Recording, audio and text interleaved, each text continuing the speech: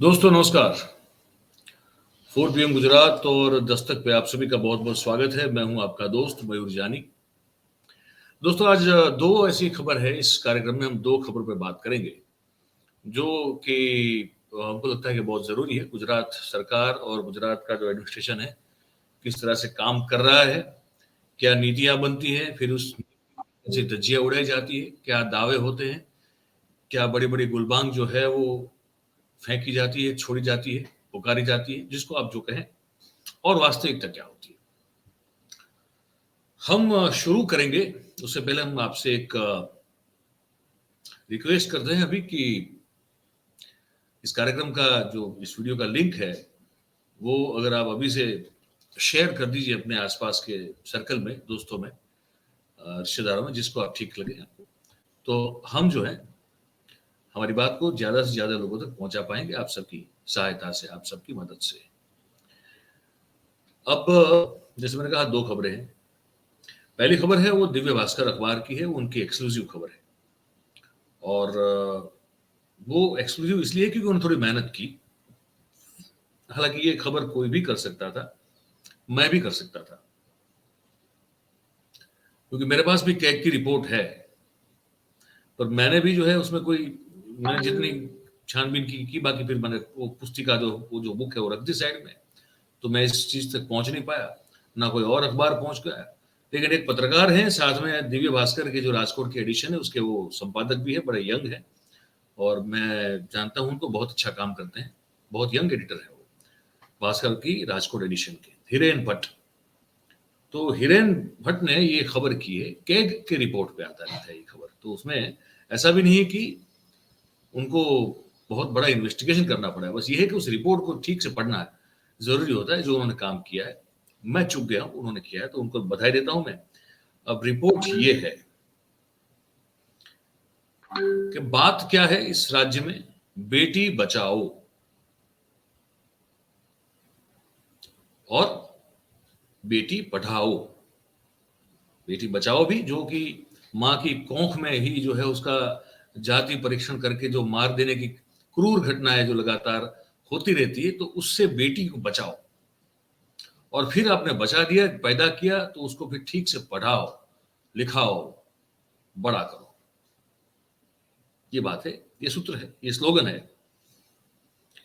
हिरण भट्ट की रिपोर्ट ये कह रही है कि बेटी बचाओ की बात तो हो रही है, लेकिन वास्तविकता ये है कि बेटी हटाओ।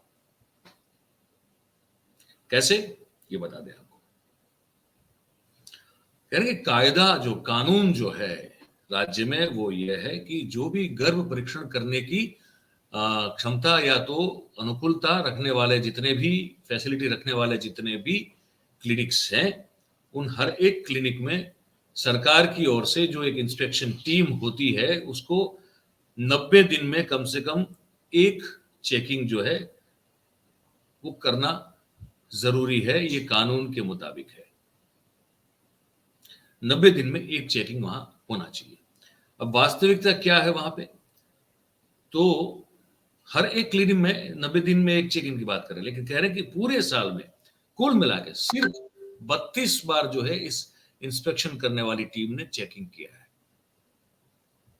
कानून ये कहता है कि अगर जाति परीक्षण करने वाली कोई क्लिनिक है, वहां हर महीने एक स्टिंग ऑपरेशन करना ये कानून कहता है।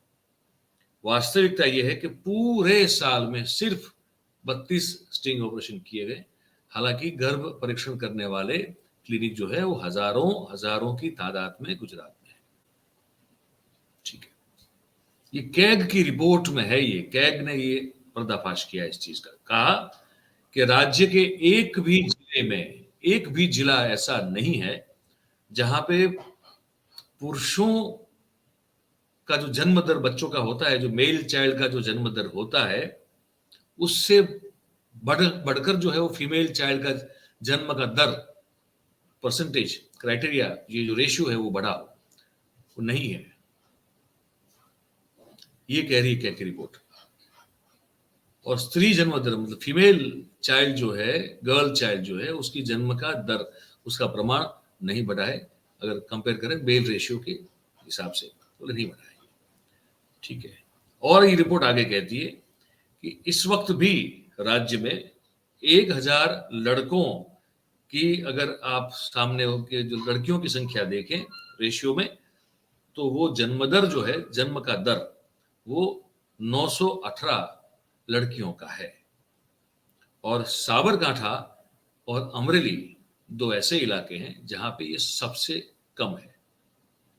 ठीक है, तो इसमें अब कहाँ बेटी बचाने की बात हो रही, बेटी तो वैसे मरी रही है।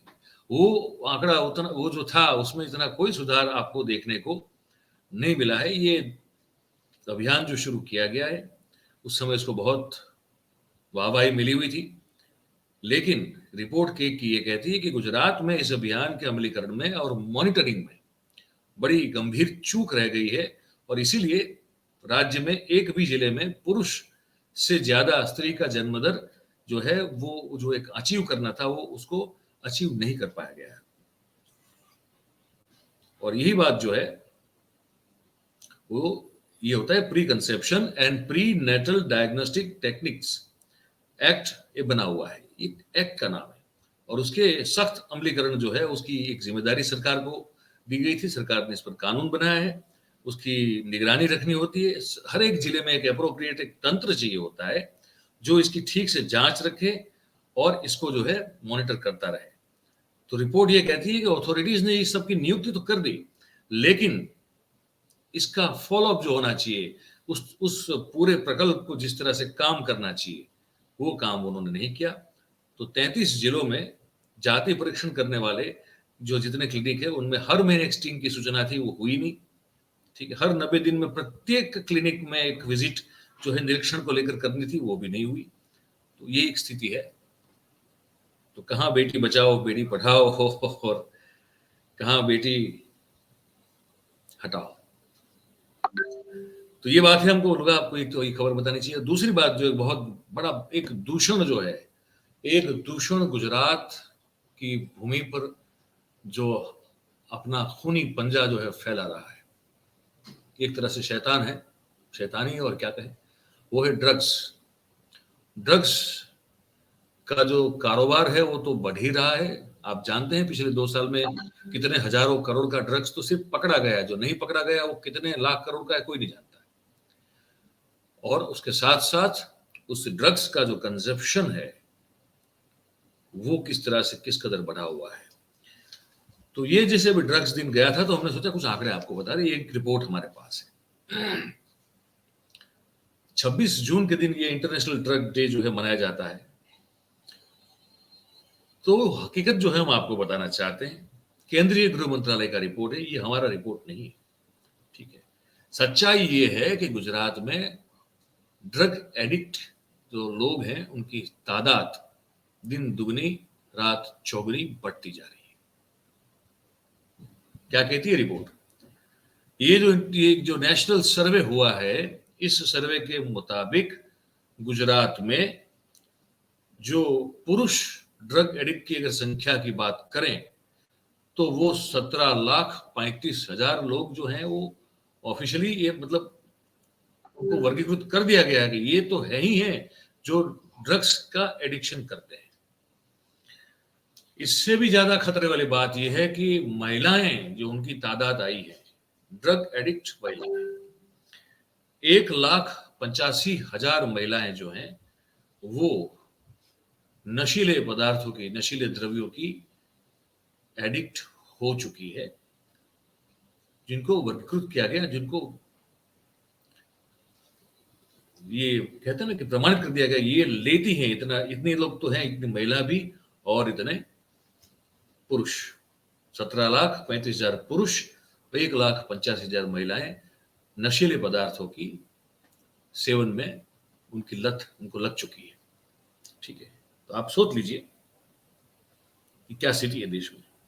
देश की अभी तो ये बात हम कर रहे हैं, राज्य की कर रहे हैं, देश पर तो हम गए नहीं। अभी 4 साल में गुजरात में 64,561 किलो ड्रग्स पकड़ा गया है, 986 लीटर जो है नशीला प्रवाही पकड़ा गया है, 72,978 ड्रग्स की जो पील्स होती है और इसके जो इंजेक्शंस होते हैं सिरिंज साथ, वो पकड़े गए।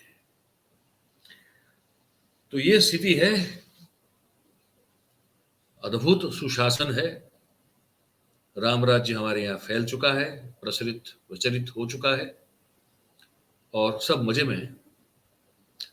आप जोर से जो है लगा दीजिए जय श्री राम का नारा, क्योंकि वही एक नारा है जो हमको इस चीज का भरोसा दिलाता है कि सब कुछ ठीक है।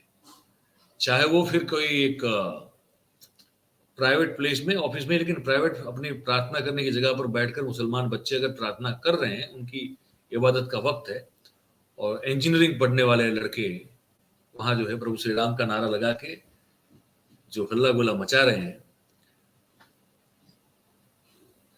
यही तो सत्य है। क्या फर्क पड़ता है कि कितने और लोग जो हैं वो ड्रग एडिक्ट बन जाए?